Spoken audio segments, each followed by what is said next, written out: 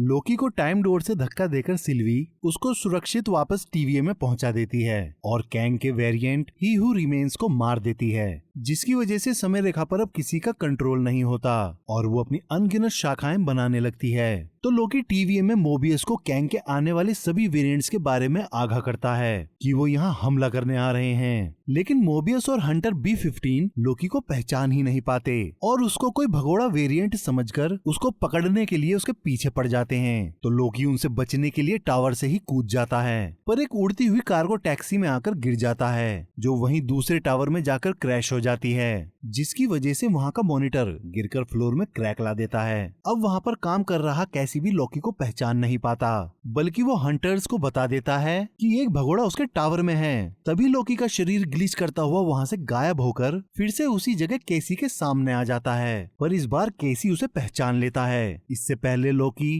केसी से इस कंफ्यूजन के बारे में बात कर पाता, तभी उसकी नजर फ्लोर पर पड़े हुए क्रैक पर पड़ जाती है। उसको देखकर लोकी समझ जाता है कि एक पल पहले वो अपने पास्ट में था। तो लोकी केसी से मोबियस और B-15 के बारे में पूछता है, तो केसी जैसे ही उसको उनकी लोकेशन दिखाने के लिए आगे बढ़ता है, तभी लोकी का शरीर ग्लिच करता हुआ फिर से वहाँ से गायब हो जाता है। वहीं B-15 समय रेखा से निकलने वाली अनेकों शाखाओं को देखकर परेशान होकर मोबियस से कहती है, हमको अब सबको सच बता देना चाहिए, लेकिन मोबियस उसकी बात से सहमत ही नहीं होता, क्योंकि उसको लगता है टीवीए के लोग अभी सच्चाई को झेल नहीं पाएंगे कि वो सब समय रेखा से अगवा करके यहाँ लाए गए हैं और उन सब की अपनी एक निजी जिंदगियां थीं। तभी केसी उन दोनों के पास आकर बताता है कि लोकी तुम दोनों को ढूंढ रहा है, लेकिन वो मेरी आंखों के सामने से अचानक से तड़पता हुआ गायब हो गया। तो दोनों लोकी के गायब होने वाली को समझ नहीं पाते। तभी हंटर X5 वहाँ आकर मोबियस और B-15 को बताता है कि जज गिम्बल और जनरल डॉक्स उन दोनों को वॉर रूम में बुला रहे हैं। तो वो दोनों X5 के साथ चले जाते हैं। उनके जाते ही लोकी फिर से केसी के सामने ग्लिच करता हुआ प्रकट हो जाता है और फिर से उन दोनों के बारे में पूछता है। तो केसी उन्हें बताता है कि वो दोनों वॉर रूम में गए हैं, लेकिन लोकी के अचानक से उसके सामने प्रकट होने के कारण केसी घबरा जाता है। इधर B-15 और मोबियस जैसे ही वॉर रूम की तरफ जाने लगते हैं, तभी वहाँ की लाइट्स फ्लक्चुएट होने लगती हैं। लोकी भी उनके पीछे वॉर रूम में आ जाता है, पर उसको पूरा वॉर रूम खाली मिलता है। वो फिर से अपने पास्ट में आ गया था और इसी तरह से पास्ट और प्रेजेंट में बार बार आना उसके काबू में ही नहीं था। लोकी वहाँ एक दीवार पर देखता है कि उस पर ही हू रिमेन्स की कलाकृति बनी हुई है। वही लोकी एक रिकॉर्डर पर सुनता है कि ही हू रिमेन्स रवोना से कह रहा है कि हम दोनों हमेशा रहेंगे और तुमको अपनी साइड में पाकर मैं बहुत खुश हूँ। इसका मतलब रवोना अंतकाल से कैंग के साथ ही थी, क्योंकि कॉमिक्स में भी उसको कैंग की प्रेमिका के रूप में ही दिखाया गया है। लेकिन कैंग भी अलग अलग दुनियाओं में रवोना के वेरिएंट्स को मरने से बचा नहीं पाता।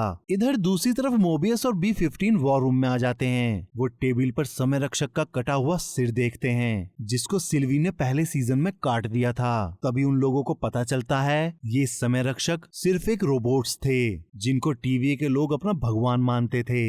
लेकिन सच्चाई सामने आने की वजह से टीवीए के अस्तित्व पर सवाल उठने लगते हैं। तभी जज गैम्बल B-15 से कहती है, समय शाखाएं इतनी बढ़ गई हैं कि वो रेड लाइन को पार करने लगी हैं और तुमने उनको मिटाने पर किससे पूछकर रोक लगाई है। इस पर B-15 उनको याद दिलाती है कि सच्चाई सामने आने के बाद हम सभी जानते हैं कि हम सभी वेरिएंट्स हैं और हमारी भी समय रेखा पर अपनी जिंदगियां थीं, और अब अगर हम उन समय शाखाओं को मिटाने लगेंगे तो हम न जाने कितनी जिंदगियों को मिटा देंगे। इस पे जनरल डॉक्स उसकी बात काटती हुई उससे कहती है कि हम समय शाखाओं को बनने नहीं दे सकते, हमको समय रेखा की रक्षा करनी होगी। तो 15 पलटकर जवाब देती हुई उससे कहती है, हमने कभी भी इसकी रक्षा की ही नहीं, बल्कि उन शाखाओं से जो अनगिनत जिंदगियां जुड़ी थी हम उनको तबाह करते आ रहे थे, पर अब हमको बदलना होगा। उन दोनों को बहस करता हुआ देख जज गिम्बल उनसे कहती है, अब तक मैंने जितने भी आदेश सुनाए हैं वो सब समय रक्षकों के कहने पर ही सुनाए हैं, लेकिन अब ये मेरा आदेश है कि अब से शाखाओं को मिटाया नहीं जाएगा। इतना कहते ही लोकी वहाँ ग्लिच करता हुआ प्रकट हो जाता है और सामने वाली दीवार पर समय रक्षकों की तस्वीर बनी देख X5 से उसकी टाइम स्टिक छीनकर उसी दीवार पर दे मारता है, जिसकी वजह से समय रक्षकों की तस्वीर मिट जाती है और पास्ट में बनी ही हू रिमेन्स की कलाकृति सबके सामने आ जाती है। उसकी तरफ इशारा करते हुए लोकी सबको बताता है, ये वही है जिसने टीवीए बनाई, तुम सबकी जिंदगियां चुराई और अब ये वापिस आने वाला है। लोकी को परेशान देखकर मोबियस उसको शांत कराता हुआ वॉर रूम के बाहर ले जाता है तो जनरल डॉक्स X5 से कहती है कि समय के आखिरी छोर पर आखिर हुआ क्या था, इसके बारे में सिर्फ सिल्वी ही हमको बता सकती है, क्योंकि उसी के बाद से टीवी में इतना बवाल हो रहा है। फिर वो X5 को आदेश देती हुई कहती है कि कैसे भी करके सिल्वी को ढूंढो। बाहर आकर लोकी मोबियस को अपने साथ हुई सारी बातों को समझाने की कोशिश करता हुआ बताता है कि समय के आखिरी छोर पर हमको ही हू रिमेन्स मिला, जिसने ये जगह बनाई। वहाँ हमको लगा समय रेखा को आजाद कर दिया जाए तो सब कुछ ठीक हो जाएगा, पर हम गलत थे। उससे हिंसा और तबाही बढ़ेगी और साथ ही हू रिमेन्स के अनगिनत रूप यहाँ आकर तबाही मचाने वाले हैं। और वो समय रेखा की रक्षा सिर्फ अपने वेरिएंट्स को रोकने के लिए ही कर रहा था। इस पर मोबियस लोकी से कहता है, अगर ये बात सच है तो मुझको ये याद क्यों नहीं है कि समय रक्षकों की दीवार के पीछे किसी की मूर्तियां हैं। तो लोकी उसको बताता है क्योंकि उसने तुम्हारी और सभी की यादों को कई बार मिटा रखा है। फिर मोबियस उससे आगे पूछता है, तुम अचानक से कैसे प्रकट हो गए? तो लोकी बताता है, मैं TVA के पास्ट और प्रेजेंट में अपने आप आ जा रहा हूँ। उसकी बात सुनकर मोबियस कहता है, ऐसा होना नामुमकिन है क्योंकि TVA का कोई समय ही नहीं है। इतना कहते ही लोकी उसके सामने से फिर से गायब हो जाता है और वापस आ जाता है। उसकी ऐसी हालत देखकर मोबियस मिस मिनट्स को वहाँ बुलाकर समस्या को सुलझाने को कहता है, पर लोकी उसको रोकता हुआ बताता है कि मिस मिनट भरोसे लायक नहीं है क्योंकि वो भी समय के छोर पर उसके साथ थी। तो मोबियस उसको रिपेयर एंड एडवांस डिपार्टमेंट में ले जाता है। वहाँ उनको ओर्बिबोरस मिलता है। ये TVA का एक मार्क टेक्नीशियन होता है जो मोबियस को पहचान लेता है और मोबियस से पूछता है, हम कितने सालों बाद मिल रहे हैं? पर मोबियस को तो कुछ याद ही नहीं होता।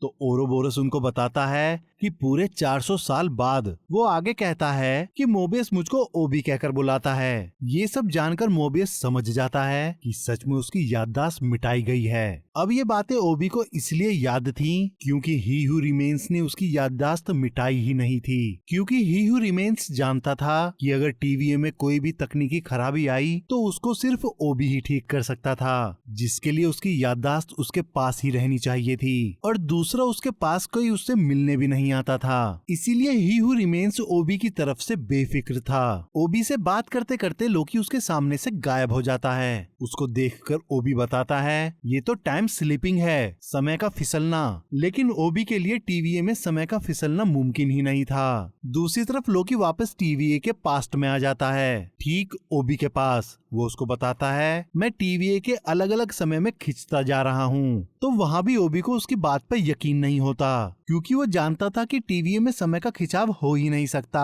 तभी प्रेजेंट में ओबी को याद आता है कि लोकी कई साल पहले टाइम स्लिपिंग की प्रॉब्लम लेके उसके पास आया था। उसको ये बात अचानक से याद आने की वजह से मोबियस उसको बताता है, इसका मतलब लोकी तुमसे पास्ट में इसी वक्त बात कर रहा है, इसीलिए तुमको ये बात अभी याद आई। वहीं पास्ट में ओबी लोकी को बताता है, तुम्हारी समस्या का हल है, लेकिन तुमको जिस समय में रहना है तुमको वहाँ जरूरत पड़ेगी एक टेम्पोरल ओरा एक्सट्रैक्टर डिवाइस की। तो ओबी इसको बैठकर वहीं बना देता है। तभी प्रेजेंट वाले को याद आता है कि उसने डिवाइस बनाई थी और वो मोबियस के सामने उस डिवाइस को रख देता है। फिर ओबी बताता है, इस डिवाइस को यूज करने के लिए हमको टेम्पोरल लूम में जाकर समय की धारा से लोकी को खींचकर निकालना होगा।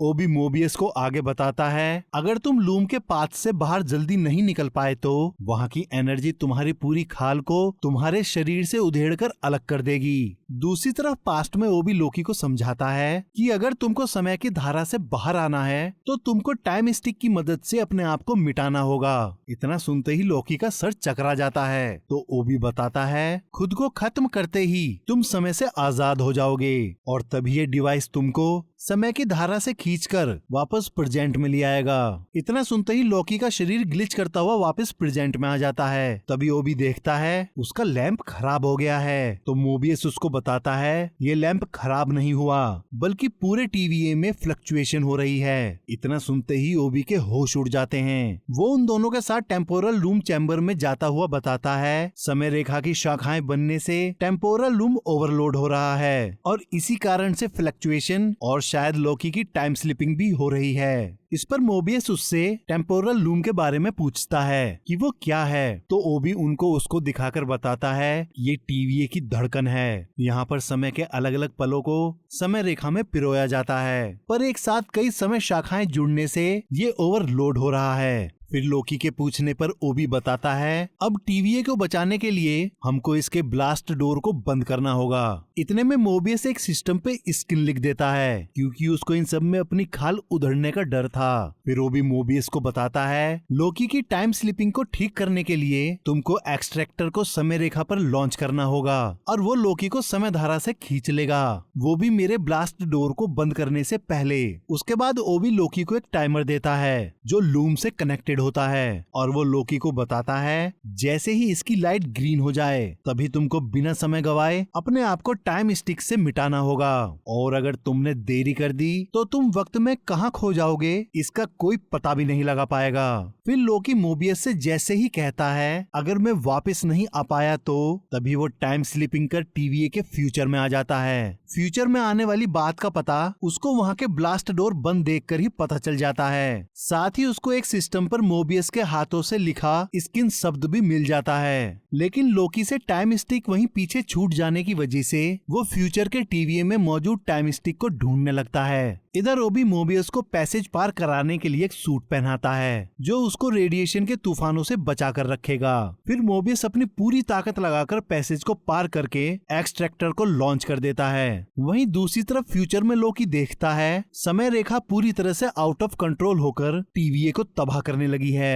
तभी टाइम स्टिक मिलने से पहले ही टाइमर की लाइट ग्रीन हो जाती है। लोकी ये देखकर परेशान हो जाता है। तभी उसको एक फोन की घंटी सुनाई देने लगती है। दूसरी तरफ टाइम पूरा हो जाने की वजह से TVA को बचाने के लिए ओबी रोता हुआ लोकी और मोबियस के वापस आने से पहले ही ना चाहते हुए ब्लास्ट डोर्स को बंद करने की कमांड दे देता है। डोर्स को बंद होता देख मोबियस घबरा जाता है और वापस आने की कोशिश करता है, पर वो समझ जाता है कि अब वो पैसेज को डोर बंद होने से पहले पार नहीं कर पाएगा।